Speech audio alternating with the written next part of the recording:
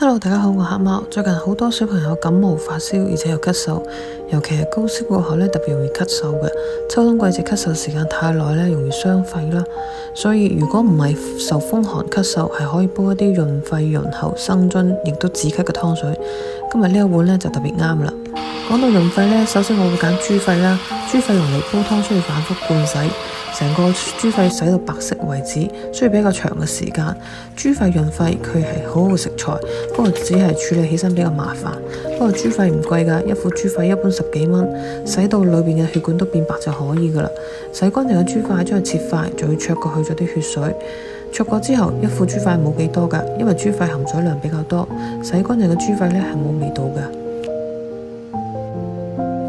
再準備2粒蜜棗，蜜棗有甜味，陳皮1塊，順氣化痰，理氣順氣，仲有陳香味。除咗豬肺，仲可以準備一啲瘦肉啦，可以增加湯嘅香味。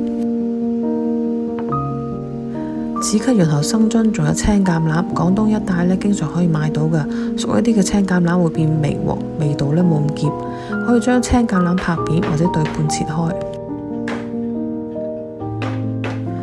將豬肺、陳皮、蜜棗同埋青欖全部放入湯煲入邊，仲有瘦肉啦。